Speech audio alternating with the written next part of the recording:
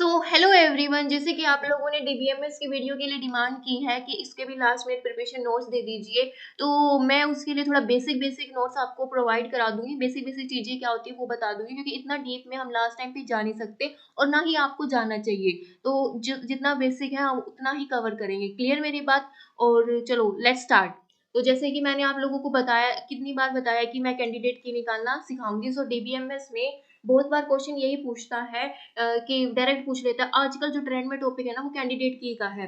अगर एग्जामिनर अच्छा हुआ तो वो कैंडिडेट की निकालना दे सकता है। ओके, सो हम रिस्क नहीं लेंगे, हम कैंडिडेट की पर ही बात करेंगे। क्लियर मेरी बात? तो कैंडिडेट की निकालने के लिए सबसे पहले आपको प्राइमरी की पता है। प्राइमरी की होती क्या है? प्राइमरी की आप लोगों को पता है कि प्राइमरी की क्या होनी चाहिए? ऑलवेज यूनिक होनी चाहिए।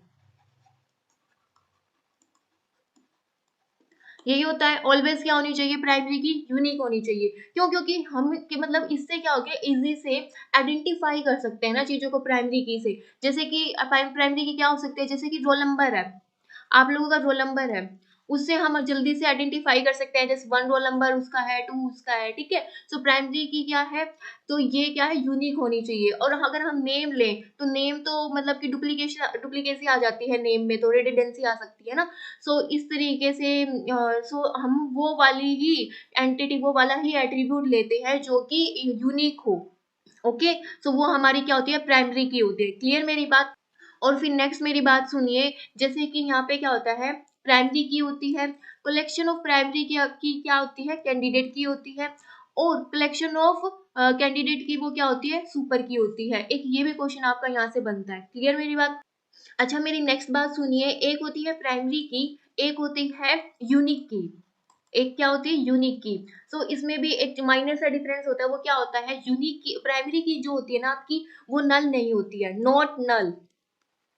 क्लियर? कभी देखा है रोल नंबर, अगर जैसे कि 1 to 10 तक किसी कोई रोल नंबर है तो इसमें एक कोई बीच में कोई रोल नंबर मिसिंग है, कभी देखा? ऐसे नहीं होता ना, फील हो जाता है। अगर कोई भी, जैसे कि अगर यहाँ से आपका 5 रोल नंबर है, वो क्लास को छोड़ के चला गया है, तो उसकी जगह पे जो नेक्स्ट वाला है वो शिफ्ट हो जाता है। यही होता है।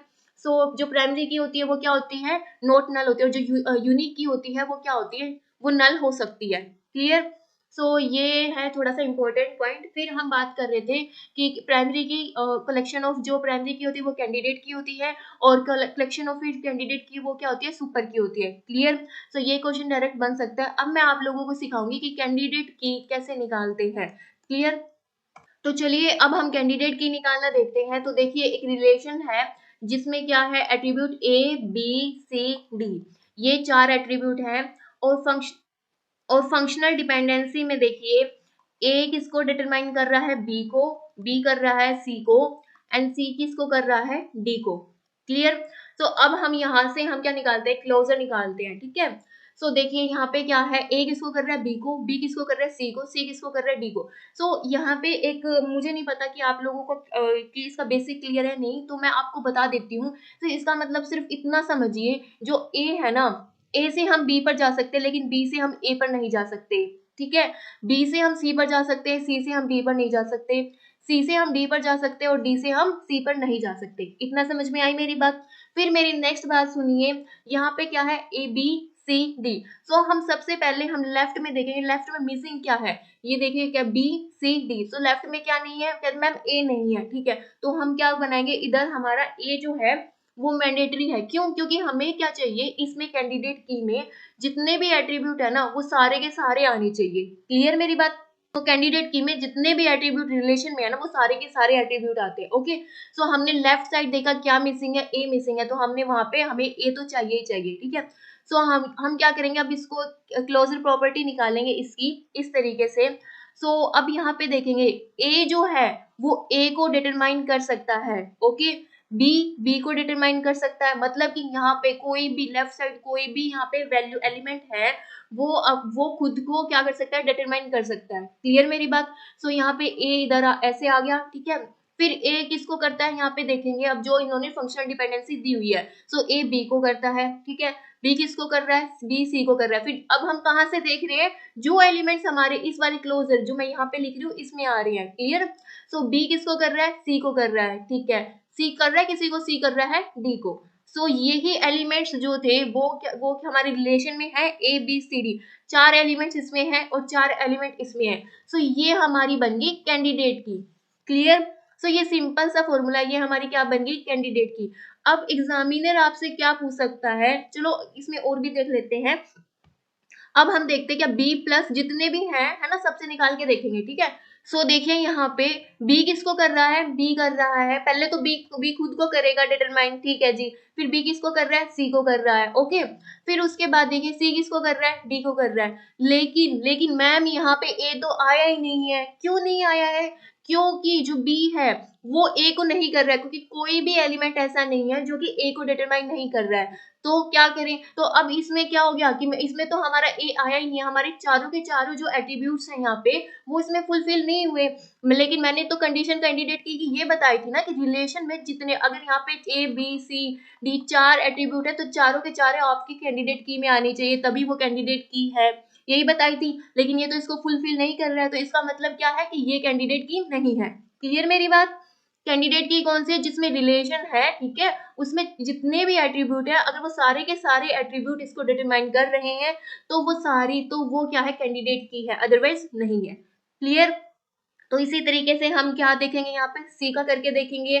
सो सी में देखेंगे सी का क्या आ रखा है, यहाँ पे सी से ओनली क्या हो रखा है, एक तो सी होएगा, सी को खुद मतलब सी सेल्फ डिटरमाइन करेगा। फिर उसके बाद क्या आएगा, सी किसको करता है, डी को करता है। लेकिन फिर अब हमारे पास ना तो बी आ रहा है यहाँ पे, है ना हमारे पास ए आ रहा है, नहीं आ रहा है ना, आपको कहीं दिख रहा है? नहीं आ रहा है यहाँ पे। अब ये भी क्या है, कैंडिडेट की नहीं है। क्यों नहीं है? क्योंकि हमारे चारों जो भी एट्रीब्यूट है, चारों के चारों एट्रीब्यूट इसमें नहीं आ रहे हैं। ठीक है, जो हमारी पूरी फैमिली थी, ये पूरी फैमिली को नहीं बना रहा भाई। ठीक है, फिर उसके बाद डी को देखेंगे, हम डी का क्लोजर कर निकालेंगे। डी का क्लोजर हमने जैसे निकाला तो फिर से हम यही देखेंगे, डी खुद को करेगा। फिर उसके बाद डी किसको डिटरमाइन कर रहा है, यहाँ पे कोई भी ऐसा नहीं है जो कि डी किसी को डिटरमाइन कर रहा है, नहीं कर रहा है, तो ये भी कैंडिडेट की नहीं है।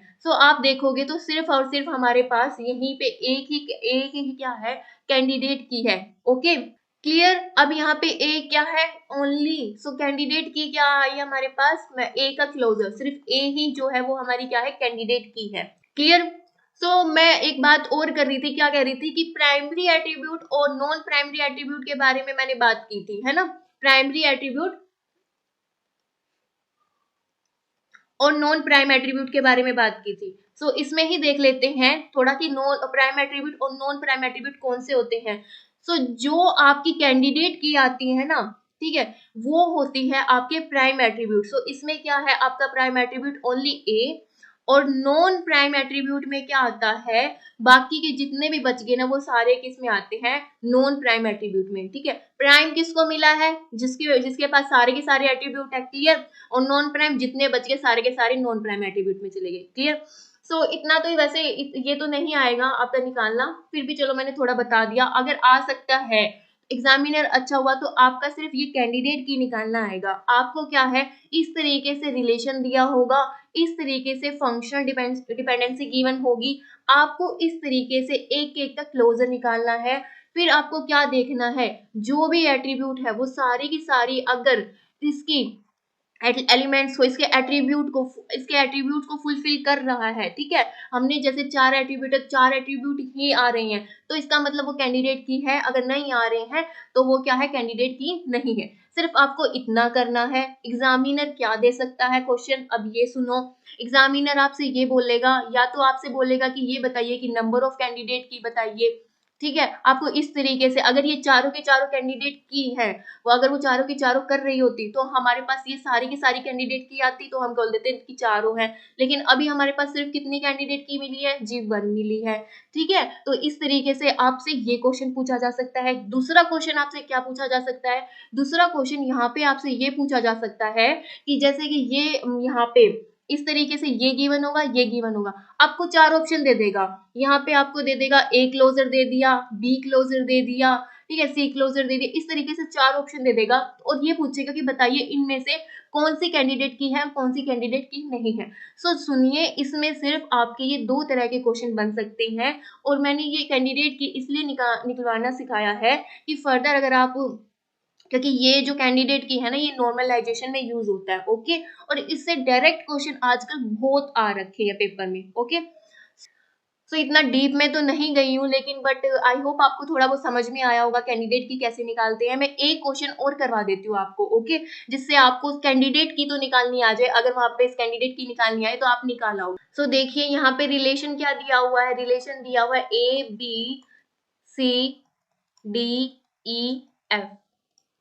ओके, कितने एट्रीब्यूट है, 6 एट्रीब्यूट है। और ए किसको कर रहा है, सी को कर रहा है, सी किसको कर रहा है, डी को कर रहा है, डी किसको कर रहा है, बी को कर रहा है, ई किसको कर रहा है, एफ को कर रहा है।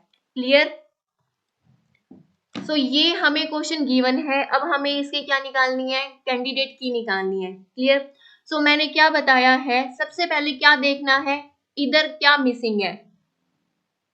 ठीक है, राइट साइड में, उधर मैंने शायद लेफ्ट बोल दिया, बट राइट साइड में देखना है कि राइट साइड में क्या मिसिंग है। सो यहाँ पे देखिए सी डी बी है, तो बी भी है, सी भी है, डी भी है, एफ भी है। क्या मिसिंग है, ए और ई मिसिंग है ना। सो ए और ई मैं क्यों देख रही हूँ, क्योंकि मैं राइट साइड में क्यों देख रही हूँ, मैं इसलिए देख रही हूँ क्योंकि अगर जो राइट साइड में मिसिंग है ना, अगर वो नहीं मिले तो उसके बिना हमारी कैंडिडेट की नहीं बनेगी। तो सबसे पहले बच्चा आप यही देखना कि राइट साइड में क्या मिसिंग है। ओके, सो यहाँ पे हम देखेंगे, हमने देख लिया कि क्या मिसिंग है, कि मैम ए और ई मिसिंग है। ओके, सो ए और ई का क्लोजर निकाल लेंगे हम। ओके, सो सबसे पहले मैंने क्या बताया है कि जो भी इधर होता है लेफ्ट साइड में वो खुद को डिटरमाइन करता है, तो यहाँ पे ए ई आ जाएगा। ओके, फिर अब ये बताइए ए जो यहाँ पे ए आया है वो किसको कर रहा है, डिटरमाइन सी को कर रहा है।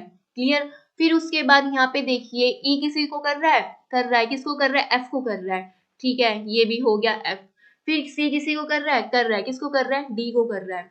ठीक है, फिर उसके बाद देखेंगे एफ तो है ही नहीं इसमें। फिर क्या है, डी किसी को कर रहा है, किसको कर रहा है, बी को कर रहा है। सो आगे सारे के सारे attribute A B C D E F, so ये सारे के सारे एट्रीब्यूट आ गए, तो इसका मतलब ये क्या है, कैंडिडेट की है। ओके, अब मेरी बात सुनिए, मैंने ये मिसिंग वाला इसलिए बताया, अगर आप नॉर्मल एक एक कैंडिडेट की इस तरीके से निकालने लग जाओगे टाइम वेस्ट भी होगा और आएगा भी नहीं। अब यहाँ पे अगर आपको लग रहा है ना कि ए का क्लोजर निकालते, चलो निकाल के देख लेते हैं। ए का क्लोजर निकाला, ए से क्या रहा है, ओनली ए आ गया। ठीक है, और ए से क्या रहा है, सी आ गया, सी से क्या आ गया, डी आ गया, डी से क्या आया, बी आया। अब आगे देखिए, क्या ई आया, एफ आया, नहीं आया ना, तो सिर्फ इतने ही आ गए। सो ये क्या कैंडिडेट की है, नहीं, ये कैंडिडेट की नहीं है। तो इसलिए हम अपना टाइम बचाएंगे, हम क्या देखेंगे, सबसे पहले मिसिंग देखेंगे। राइट साइड में जो भी हमें यहाँ पे मिसिंग मिल रहा है उसको हम यहाँ पे लिख देंगे, फिर उसका हम क्लोजर निकाल लेंगे। ओके, फिर जितने, अगर ये सारे के सारे एट्रीब्यूट इसमें आ रहे हैं तो इसका मतलब क्या है कि ये कैंडिडेट की है, हमें कैंडिडेट की मिल गई, हमारा काम यहाँ पे खत्म हो गया। क्लियर। आई होप अब जो दो क्वेश्चन, जो दो एग्जाम्पल मैंने कराए हैं, इसमें आपका जो कैंडिडेट की है वो थोड़ी बहुत आपको निकालनी आ गई होगी।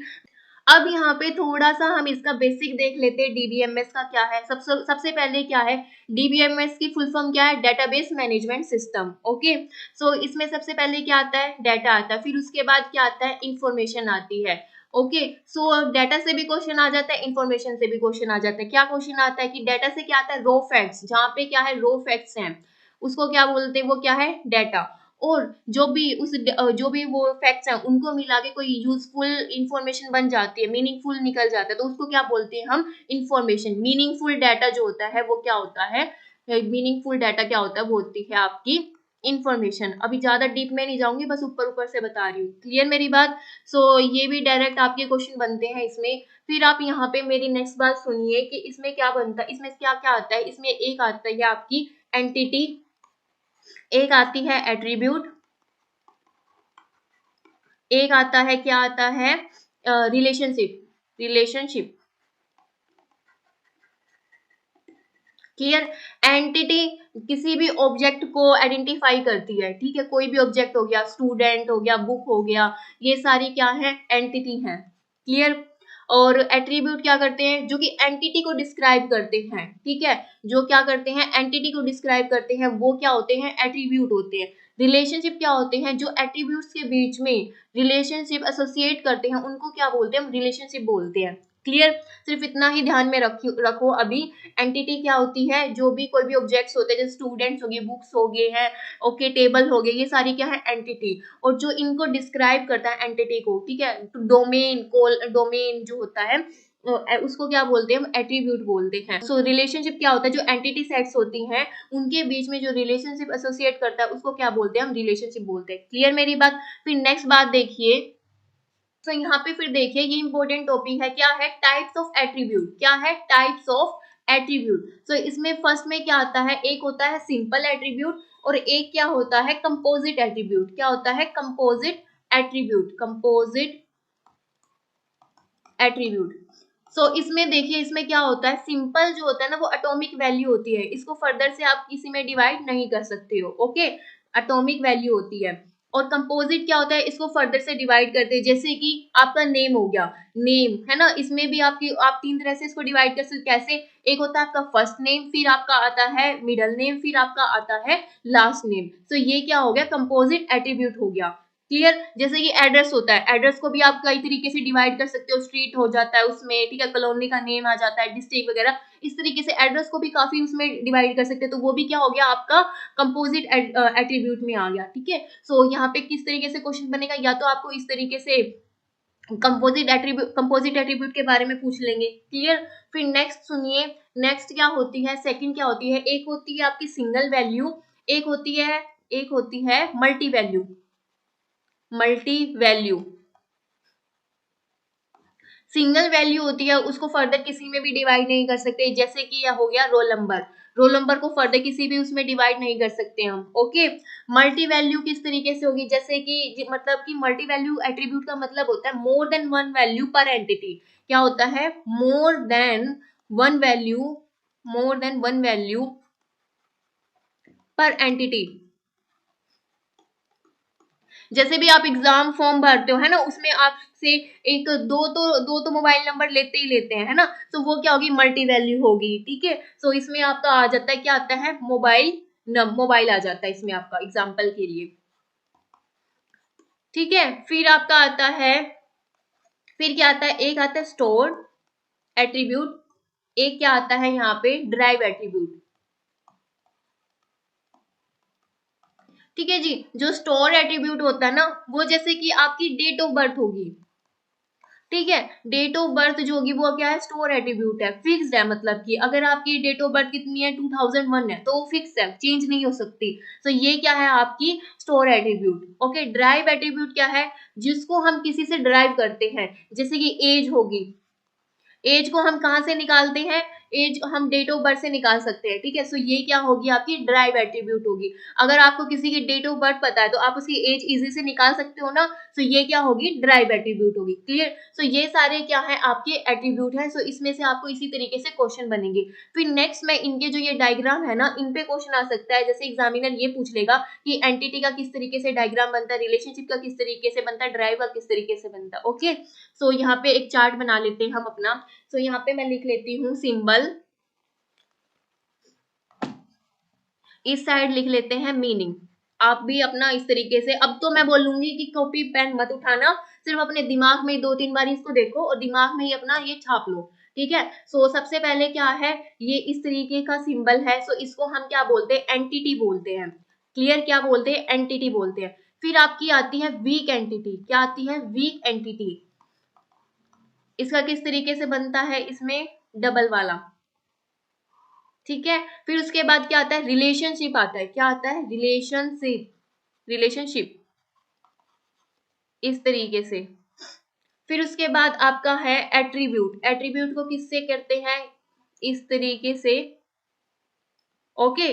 फिर आपका आता है मल्टी वैल्यू। मल्टी वैल्यू, सो इसमें किस तरीके से करते हैं, मोर देन वन वैल्यू होती है ना, सो इस तरीके से। कैसे याद रखना, देखो रिलेशनशिप का तो पता ही है कि मैंने कितनी बार बता दिया, इस तरीके से। वीक एंटिटी का भी बहुत बार बता चुकी हूँ। एट्रीब्यूट का इस तरीके से हम यूज करते हैं। मल्टी वैल्यू एट्रीब्यूट का मतलब है कि मोर देन वन वैल्यू है, सो इसका मतलब एट्रीब्यूट भी तो इस तरीके से, जो ये इसका, सो ये डायग्राम भी है वो एक से ज्यादा ही होगा। सो इस तरीके से अपने दिमाग में याद रखना। ओके। फिर आपका आता है ड्राइव्ड वाला। ड्राइव्ड वाले को किस तरीके से बनाते हैं, उसको हम इस तरीके से, इस तरीके से बनाएंगे। ठीक है। फिर आपका आता है, और क्या मिसिंग रह गया इसमें, ये सब हो गया, रिलेशनशिप हो गया, दो रह गए। क्या है, एक होता है आपका की एट्रीब्यूट, जो प्राइमरी की वाला जो होता है, की एट्रीब्यूट। सो ये होता है आपका कौन सा, की एट्रीब्यूट। मतलब कि जैसे कि हमें प्राइमरी की को शो करना है, वहां पे हम किस तरीके से करेंगे, है ना।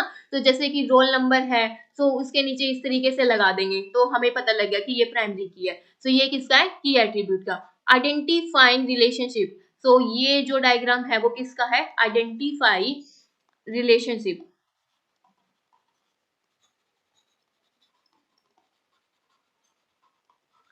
क्लियर मेरी बात। सो ये सारे के सारे ध्यान में रखना, इससे डायरेक्ट क्वेश्चन बनता है कि की एट्रीब्यूट का कौन सा होता है। एग्जामिनर आपको मैच ऑफ द फॉलोइंग में भी दे सकता है और डायरेक्ट भी आपसे ऐसे पूछ सकता है। ओके, अच्छा फिर नेक्स्ट बात सुनिए मेरी, डिग्री क्या होती है। डिग्री अगर पूछा जाए तो डिग्री क्या होती है, वो होते हैं नंबर ऑफ एट्रीब्यूट। क्या होते हैं, नंबर ऑफ एट्रीब्यूट। अगर आपसे कार्डिनलिटी पूछी जाए, कार्डिनलिटी, तो वो क्या होते हैं, वो क्या होते हैं, नंबर ऑफ टपल्स होते हैं। क्या होते हैं, नंबर ऑफ टपल्स होते हैं। क्लियर। अब नेक्स्ट टॉपिक पे आते हैं, ये क्या है, मैपिंग कार्डिनलिटी। क्या है, मैपिंग कार्डिनलिटी। सो ये कितनी तरह की होती है, चार तरह की होती हैं। कौन कौन सी होती है, एक इसमें होता है 1 to 1, 1 to 1, 1 to many, many to 1 और many to many। यहाँ से अभी आपका डायरेक्ट क्वेश्चन बनता है, जो मैपिंग कार्डिनलिटी होती है वो कितनी तरह की होती है। सो ये चार तरह की होती है, इस तरीके से आपका क्वेश्चन बनता है। ठीक है, सो 1 to 1 में कैसे होगी, देखो इस तरीके से, इधर भी कुछ एंटिटीज होंगी, ठीक है। सो ये इसके साथ, ये इसके साथ, ये इसके साथ, सारी तो मैपिंग नहीं होती। अगर टोटल मैपिंग हो जाती है तो फिर उसको हम क्या बोलते हैं, टोटल पार्टिसिपेशन बोलते हैं। अगर यहाँ पे देखें, यहाँ पे ये रह गया तो इसका मतलब ये क्या है, ये इसको हम क्या बोलेंगे, partial participation. Okay, so main बात अब यहाँ पे देखिए, हमें क्या देख रहे हैं, 1 to 1 देख रहे हैं। तो इसका मतलब क्या है, ये क्या कर रहे हैं, 1 to 1 मैपिंग हो रही है यहाँ पे। जैसे कि आप ये देखिए, जैसे कि एक मेंटर टू स्टूडेंट होता है, तो हर स्टूडेंट्स को, जैसे कि बहुत सारी बड़ी बड़ी ऑर्गेनाइजेशंस हैं, कंपनीज है, वहां पे क्या होता है, जहाँ पे मतलब कि पर स्टूडेंट मेंटर होता है। ठीक है, तो जो मेंटर और स्टूडेंट का जो रिलेशन होता है वो क्या होता है, 1 to 1 होता है। ओके, फिर मेरी नेक्स्ट बात सुनिए, 1 to many। 1 to many में किस तरीके से होता है, यहाँ पे देखिए इस तरीके से हम बना लेंगे 1 to many। मतलब कि एक जो है वो काफी के साथ में मैपिंग करेगा। ओके, इस तरीके से, ठीक है। सो ये क्या है, 1 to many में इस तरीके से लिख रही हूँ अब इसको। ओके, 1 to many, जैसे कि मैं टीचर हूँ, ओके, और मैं आप सबको पढ़ा रही हूँ, तो टीचर और जो स्टूडेंट का रिलेशन होता है वो क्या हो गया, 1 to many। Okay, so teacher तो अभी यहाँ पे एक ही है ना, तो आप सारे तो बहुत सारे स्टूडेंट्स हो, सो ये क्या हो गया, 1 to many वाला रिलेशन हो गया। क्लियर मेरी बात। फिर देखिए many to 1, सो यहाँ पे देखिए many to 1, सो इसमें इस तरीके से बनेगा।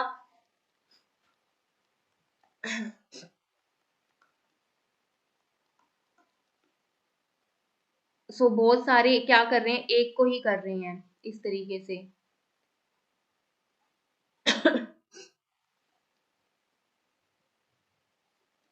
सो मैनी टू 1, सो ये वाला कौन सा रिलेशन है, मैनी टू 1 वाला। ओके, ओके, मैनी टू 1 का किस तरीके से लेंगे, जैसे कि मैनी टू 1 का हम इस तरीके से लेंगे, जैसे बहुत सारे टीचर्स होते हैं, ठीक है, जब उनको अपना एक गेट टुगेदर, एक मतलब कि कुछ भी एक सेशन रखना पड़ता है एचओडी के साथ। एचओडी तो पर डिपार्टमेंट 1 ही होता है ना, सो टीचर्स तो काफी होते हैं। सो ये हो गया मैनी और ये हो गया एचओडी 1। सो ये वाला किससे आ गया, हम मैनी टू 1। क्लियर, ठीक है। सो फिर मैनी टू मैनी में देखिए, यहाँ पे बहुत सारे होंगे, इधर भी। सो यहाँ पे ये भी इसको कर रहा होगा, ये भी इसको, ये इसको, ये इसको, इस तरीके से। मतलब कि मेरा कहने का मतलब है कि मैनी टू मैनी में मतलब कि बहुत सारे जो है वो आपस में ही एक दूसरे के साथ क्या कर रहे हैं, मैपिंग कर रहे हैं। ओके, मैनी टू मैनी आप ये लगा सकते हो, स्टूडेंट्स का स्टूडेंट्स के साथ इंटरेक्शन। ओके, टीचर्स का टीचर्स के साथ इंटरेक्शन, कुछ भी लगा लो यार। सो अभी मेरी बात समझ में आई है क्या है। सो मैपिंग आइडेंटिटी से आपका क्वेश्चन एक तो यही बनता है कि इसके चारों के बताइए कि कौन से हो सकते हैं। तो एग्जामिनर कुछ भी दे सकता है आपसे, ठीक है। फिर आपको इस तरीके से मतलब कि जैसे कुछ भी दे देगा यार, जैसे कि मतलब कि कंपनी का ऑर्गेनाइजेशन एम्प्लॉय के साथ रिलेशनशिप दिखा के पूछ सकता है कि बताइए इसमें कौन सा रिलेशनशिप है। तो इस तरीके से आपको थोड़ा सा अगर आप दिमाग से काम लोगे तो हो जाएगा ये वाला क्वेश्चन, ठीक है। फिर यहाँ पे नेक्स्ट बात सुनिए कि अगर हमें मैनी टू वन की रिप्रेजेंटेशन पूछे ना, तो हम किस तरीके से करेंगे, हम देखिए ये रिलेशनशिप होता है इधर की साइड। सो जहां पे ये एरो लगा आएगा, ये एरो लगा आएगा, इसका मतलब क्या है, ये क्या है, वन को रिप्रेजेंट कर रहा है। मैनी के लिए एक सिंपल सी लाइन होगी, ठीक है। अगर यहाँ पे हम 1 to 1 का करेंगे, सो ये इसको करेगा,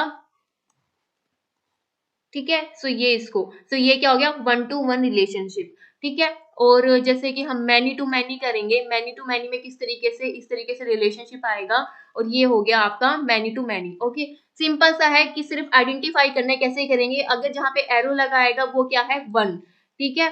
और जहाँ पे मतलब जो सिंपल सी लाइन है वो किसको रिप्रेजेंट करती है, वो करती है एम को रिप्रेजेंट। ओके, सो ये बेसिक बेसिक सी चीज है, ये भी आपको पता होनी चाहिए। ओके, अच्छा, टोटल पार्टिसिपेशन और पार्शियल पार्टिसिपेशन का भी बता दीजिए। एक होता है टोटल पार्टिसिपेशन, पार्टिसिपेशन एक होता है पार्शियल। सो इसका भी थोड़ा सा देख लीजिए। सो टोटल पार्टिसिपेशन में इस तरीके से, मतलब जितने भी यहाँ पे एंटिटी है ना, वो सारे के सारे ही डिटरमाइन करेंगे, सारे के सारे ही मैपिंग करते हैं, ठीक है। पार्शियल में क्या होता है, इस तरीके से कुछ करते हैं और कुछ नहीं करते, इस तरीके से, ठीक है। ये क्या हो गया, पार्शियल पार्टिसिपेशन, ठीक है। अब यहाँ पे सुनिए, ये किससे रिप्रेजेंट होता है, ये होता है डबल लाइन थिक लाइन से, डबल लाइन थिक लाइन से, ठीक है। और ये किससे रिप्रेजेंट होता है, ये होता है थिन लाइन, और you can say single line, और you can say single line से। ओके, सो ये बेसिक बेसिक सी चीजें हैं। सो ये आपको पता होनी चाहिए। ओके, फिर हम थोड़ी सी बात अगर करते हैं, तो एक एसक्यूएल का चार्ट मैं दे देती हूँ आपको, कि एसक्यूएल के उस चार्ट में से आपके काफी क्वेश्चन बन जाएंगे, ठीक है। सो वो देख लेते हैं अब। सो इसमें देखते हैं एसक्यूएल में, अब एसक्यूएल में क्या क्या है। सो एसक्यूएल की जो फुल फॉर्म है वो क्या है, स्ट्रक्चर क्वेरी लैंग्वेज। क्या है, स्ट्रक्चर क्वेरी लैंग्वेज। ओके, सो इसमें से चार्ट्स बना लेती हूँ मैं, और इसमें से डायरेक्ट क्वेश्चन आपका आएगा। सो एक क्या होती है यहाँ पे, डीडीएल, डाटा डेफिनेशन लैंग्वेज, ठीक है। फिर होती है डीएमएल, डाटा मैनिपुलेशन लैंग्वेज। फिर क्या होती है डीसीएल, डाटा कंट्रोल लैंग्वेज। सो सी से क्या है, कंट्रोल, और एम से क्या है, मैनिपुलेशन, मैनिपुलेशन, और डी से क्या है, डेफिनेशन। ओके, सो डीडीएल में कौन कौन सी कमांड आती है, डीएमएल में कौन सी कमांड आती है, डीसीएल में कौन सी कमांड आती है। सो इससे डायरेक्ट क्वेश्चन आपका बनता है। ओके, सो डीडीएल में कौन सी कमांड आती है, इसमें आती है आपकी क्रिएट, क्रिएट, ड्रॉप। जो स्कीमा पे काम करती है ना, वो सारी इसमें आती हैं। Alter, alter, टर्नकेट। सो ये सारी आपकी डीडीएल में आती हैं, ठीक है। सो ये सारी आपकी किस में आती है, डीडीएल में आती है। डीएमएल में कौन कौन सी आती है, इसमें आपकी आती है, एक होती है इंसर्ट, फिर आती है अपडेट, फिर होती कौन सी है, डिलीट, सिलेक्ट। सो ये सारी आपकी डीएमएल में आती है। डीसीएल में कौन कौन सी आती है, commit, roll back, grant, revoke, save point. So ये सारी की सारी आपकी किस में आती है, डीसीएल में आती हैं। ओके, सो देखिए यहाँ से आपका एसक्यूएल से, यहाँ से आपका एक डायरेक्ट क्वेश्चन बनता है। एग्जामिनर हमेशा ही पूछता है, ठीक है, कि ये भी पूछ सकता है डीडीएल की फुल फॉर्म क्या है, डीएमएल की क्या है, डीसीएल की क्या है। फिर एग्जामिनर ये पूछता है कि इसमें बताइए कि डीडीएल जो क्रिएट है वो किस में आती है, डिलीट किस में आती है, ग्रांट किस में आती है, ठीक है। सो आपको पता होनी चाहिए, ये चारों की, ये जो तीनों के तीनों हैं, ये आपको सारे ही पता होनी चाहिए। क्लियर। सो क्रिएट को हम किस तरीके से याद कर सकते हैं, हम इसको इस तरीके से कार्ड, ये याद कर लेंगे ट्रिक्स। तो सी से क्या हो गया, क्रिएट, ए से क्या हो गया, ऑल्टर, आर से क्या हो गया यहाँ पे, तो आर से तो यहाँ पे कुछ बन नहीं रहा, लेकिन हम आर से क्या कर लेंगे, टर्नकेट को कर लेंगे, ठीक है। आर से क्या कर लेंगे, टर्नकेट को कर लेंगे। और डी से क्या बनना है, डी से क्या बनना है, ड्रॉप बनना है। तो इस तरीके से भी आप इसको याद रख सकते हो। डीएमएल के लिए क्या है, डीएमएल के लिए सिड्डू, सिड्डू। सो इससे कैसे याद करेंगे, एस से क्या है, सिलेक्ट, आई से क्या होगी, इंसर्ट, डी से क्या होगी, डिलीट, और यू से क्या होगी, अपडेट। सो ये थोड़ा सा ट्रिक्स है आपको याद रखने के लिए। बाकी आपको अगर ऐसे याद हो रही है तो ऐसे ही कर लो, वैसे करना है तो वैसे कर लो, ठीक है। सो ये था आप लोगों के लिए एक लास्ट मिनट डीबीएमएस की रिवीजन। ओके, सो अच्छे से कीजिए इसको, एक दो बार देखिए और अब इसको दिमाग में बिठा लीजिए। और मैं तो आप लोगों को यही बोलूंगी ना, अब लास्ट टाइम पे जितना भी कराया है उसको ही बार बार रिवाइज कीजिए। ओके ओके, और अच्छे से अच्छे से कल एग्जाम दे के आना। All the best for your exam, और मेरे को बताना फिर आप लोगों का एग्जाम कैसा गया है। Okay, so enough for today, thank you for watching my video.